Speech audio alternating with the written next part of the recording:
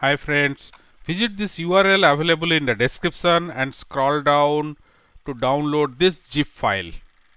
Inside your zip file you will get HTML files and PHP files. First open the index.html file, then we will run it. You can simply run it without any PHP code. This is a HTML file only. If you run this code you will get like this. So you can see a nice table is displayed. You may ask that the same table we can display it by using a plain HTML or by any including Bootstrap or any style sheet we can display. But here some advantages are there. The moment you display without any further coding, you will find the true false whatever the columns are there, they are given tick or cross mark based on the it is true or false. Another advantage is I can select the rows also. I'll just click this and I am holding the control, I can select multiple rows. Fine, that's all the this way. But another main advantage of here it is that I can sort them also. Say these are all marks students got. I can click the header and I can sort it in the increasing order. So 55, 60, 75, 85. So this particular order I can go and I can change the order also from highest to lowest also I can come. Similarly, any I can any numeric column I can any string column I can arrange in that particular order also. So this is the advantage, and this ID, though I am not using the ID given by the row ID given by the library, I am using the data whatever I am my own. So but here a unique number, row number can be given. So that way we can refer it. So these are all we are doing without coding anything. We can achieve it by doing a back end coding or a front end coding, whatever it is. So now nothing is required, only by managing the option. The another beautiful thing of this Google chart table is go to open the index paging.html. So this is the file. So this is the index paging.html. Here what the difference is, we have little more records. We have added 14 records, whereas the index.html file there are few records. I think it is around 6 records. So whatever. So open the index.paging.html file. We will go for that now. I will just paging HTML. Yeah, see the beauty of it. Though I have 14 records, so what happened, I have set this option value to here you can see below that or here it the options I have kept it here. Options you can see page is true and page size is 3. So add row number false. If I can make it true, then the numbers will be added. Then height width are there. Now this page true means now the page is broken into 3 records per page. I can move across. I can select another 3. I am clicking this navigation link, or I can use this navigation link also. Automatically it will disable when I reach the end of this. So you can see I am just moving through all the records 3 at a time. I can just increase this page size to say I will make it 5 or anything you or 6, not 6. Let me make it 5. So anything you can do. Now I will just refresh this. You can see now 5 records are there because it is a 14. So in 3 pages they are divided, and all this happened automatically without any coding material. But note that this is front end paging. This is not a back end paging.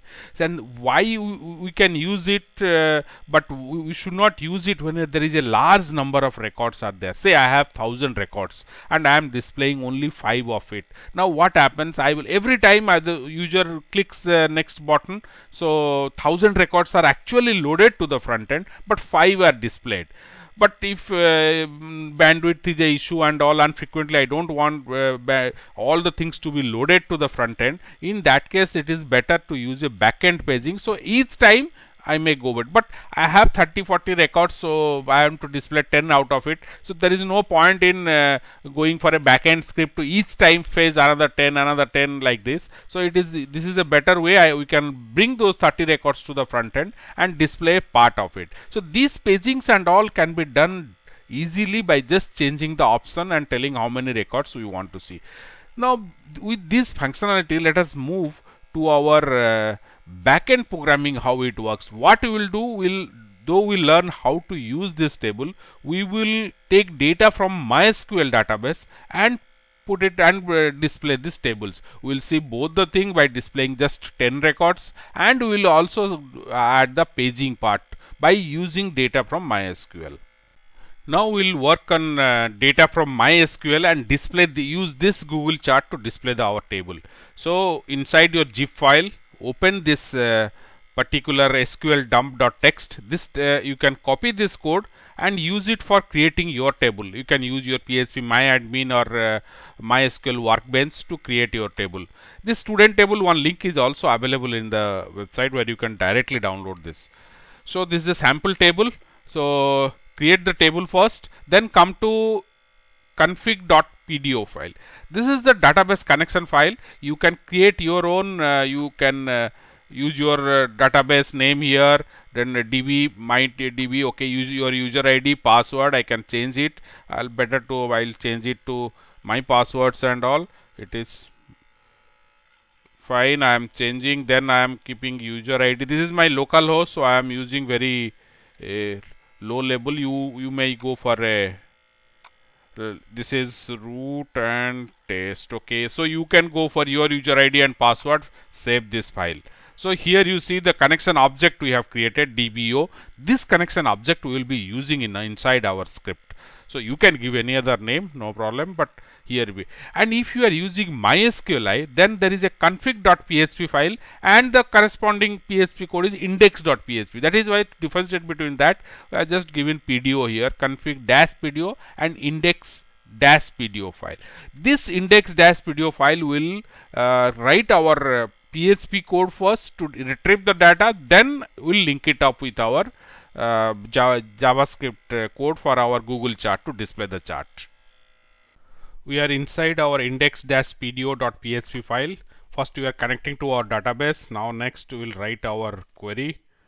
So here we are telling query this is equal to select ID. These are the column names we are writing. ID, name, class, then mark, then gender, from student. This student dump is we have created now, this SQL dump. This is the student is our table name. So this query is ready. Now after this we'll write our PHP code to retrieve data. So whatever it is DBO, this DBO is taken from config-pdo file, it is here. So this we are using it. So this DBO, now what you are telling, prepare. What you will prepare the query. You can write directly the query here. We have just kept it in a variable. So this line is connecting first to our database connection object that we are using DBO here. Now after this, if now this tab whatever we have created now execute. Once this execute, this will return true. So we can use that. So if it is true, one means the query is executed successfully. Then inside that we'll create our PHP array. Sorry, PHP data. This is the variable name we are using throughout our all the type of charts code, whatever. You can give different name, but you keep this name so you can easily understand different types of charts we are preparing. So PHP data array, this is the variable name. Now this is equal to this data we are taking fetch all. So this function will return us all the whatever the records we have got it from the query. So now we got the PHP array. We got all the data in a PHP array. Now we'll transfer it to a JavaScript array. So what you will do, I will just move it up here. Fine. Okay, echo inside this. What you are doing is this PHP data array we are transferring to a JavaScript array. So in this we will now print the script tag. Means we are creating a JavaScript code from PHP. So we'll script. Now here we will say where my2d. My2d is the name of the JavaScript array what I'll be using it. So I'll remove. Now I am adding directly a function JSON encode. This function will create a JSON string or a string from my PHP array. It's a PHP function. So I will say PHP data array. Fine. So I will end this here. Now this, but I will start the string again, and here I will end the script. Fine, up to this. Okay, watch this carefully. This is the part what first, this is the 3 strings actually. So this string is just I am going to create one JavaScript variable my2d, and this function I am coming out and using this function to transfer the array data whatever I am having in PHP to my printing it out. So in that case what will happen, this data will be get stored in my2d, and here I am another string I am ending it. So the entire code, this three lines will, though it's a 3-part string, but it will create a 2-dimensional JavaScript. That is how I am transferring the backend data to the front-end JavaScript code. And this 2-dimensional array, whatever we have created my2d, this will be using for generating our chart. So up to this, we have, it's a one part is over. Now to check our code whether it has come or not, we'll just display our data whatever we are receiving now and check it. This is not required, but only to ensure that so far things are correct. So this is we'll change it now, index-pdo.php. This is the file name. Okay, so the array is data is printing. Now this data whatever we are getting, now we'll go towards, we'll use this to generate our table chart. We have come out of the PHP area. Let's move up bit. Fine. Here first we will display a div tag where we will be holding the chart, or this will be referring to our table div. This ID will be referring to display our chart. So this is where the chart will be displayed. This is the only HTML part. So inside this div tag our chart will be there. Now I am just pasting a small URL here. You can see it here. Fine. So what's this? This is the, I am loading, this is the URL whatever I am connecting to JavaScript, sorry, Google's JavaScript file. So this you can give it, just search for Google chart library, you will get it. Google chart says you will get this URL. This link will load the library. Once this is loaded, then I will start my code. I will first end this. So open tag. Okay, so my script tag is here. Inside this I will write my code. Sorry. Okay, so from here I will start with google.charts.load. Now I am using this Google from the library I am using. First I will use current. What is current? I will tell you. So now inside this current I will be loading some packages.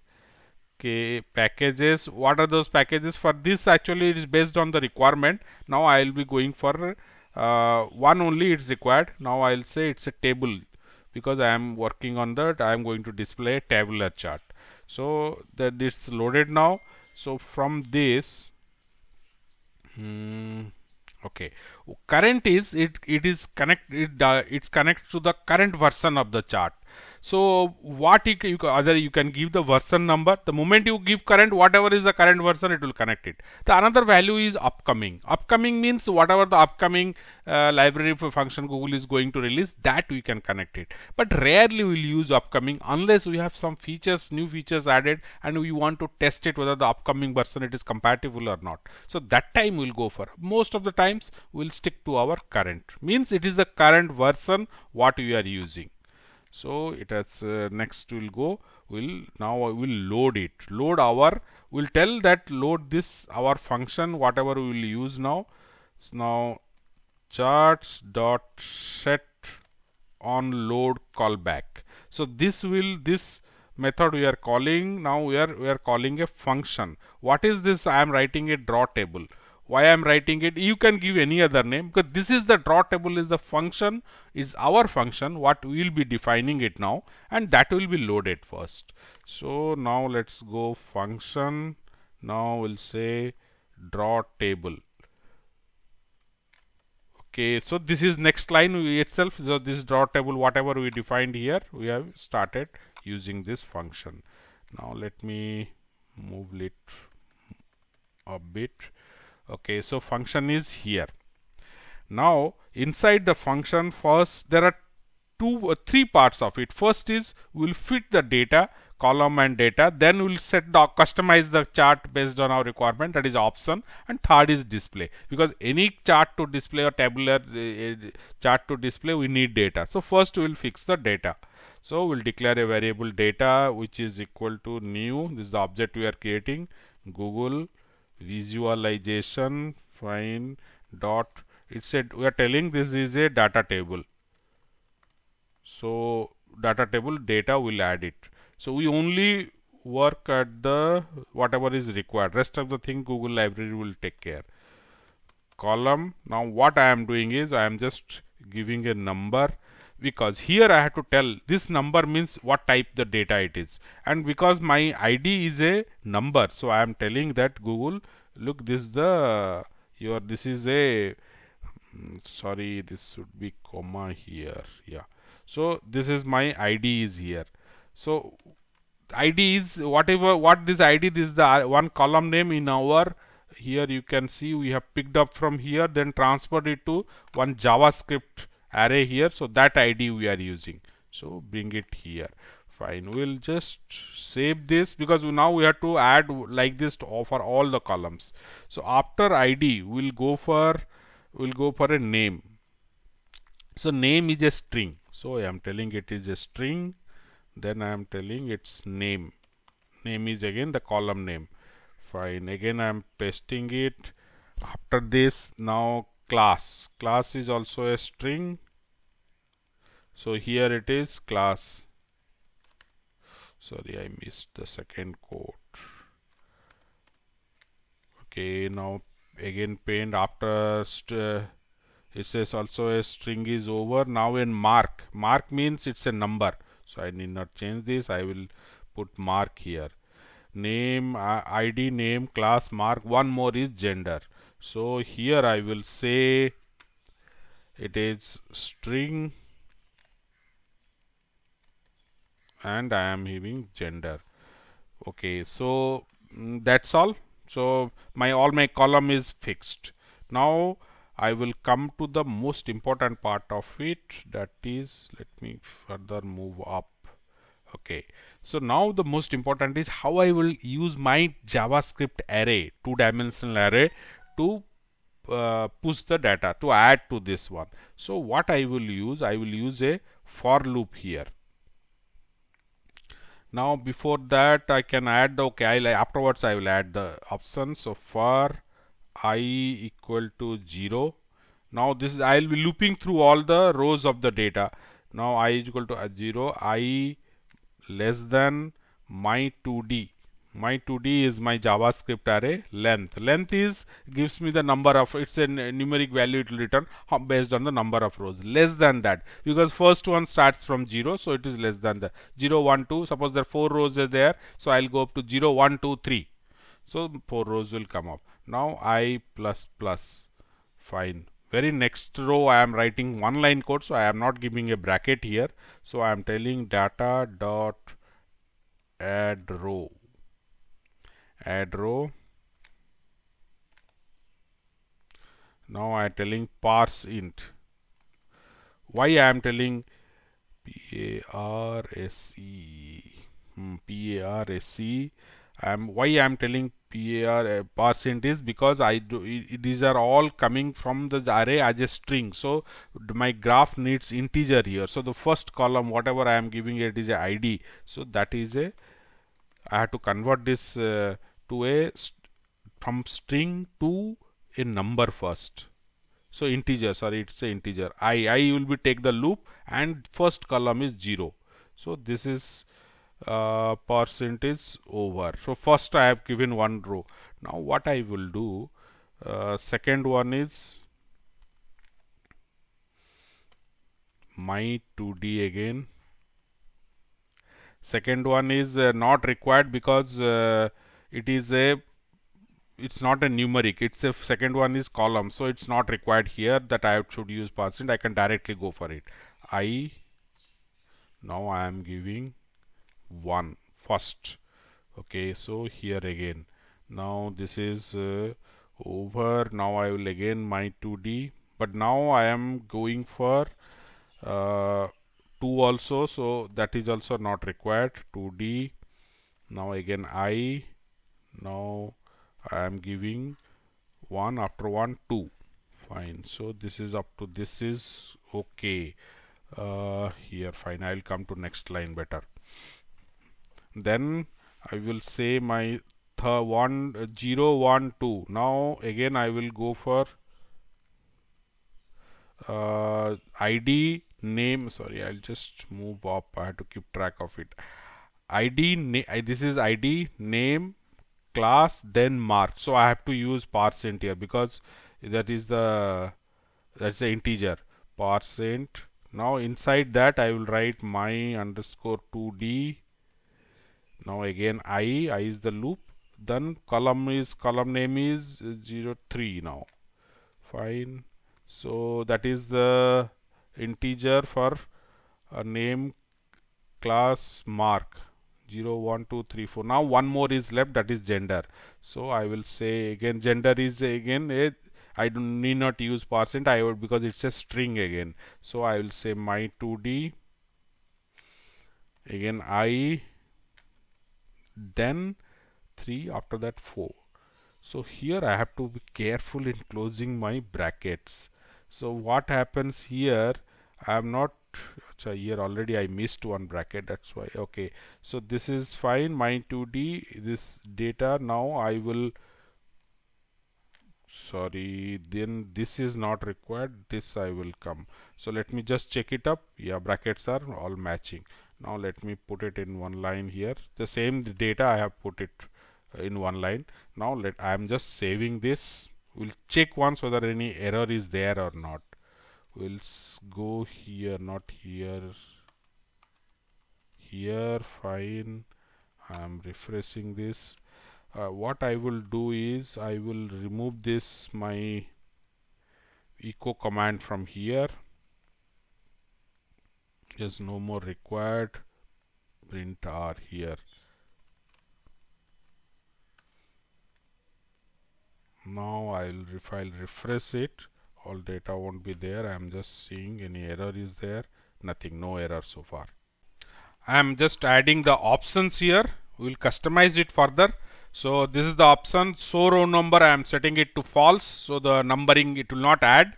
Then width I am setting is, this is intentionally I have given it in 620, is in the pixel, and height also I have given in percentage. You can change this, whatever width also in percentage or height in, you can change this. Now these options will be using it, but after these options, now we'll draw the chart. So there is 2 lines for that.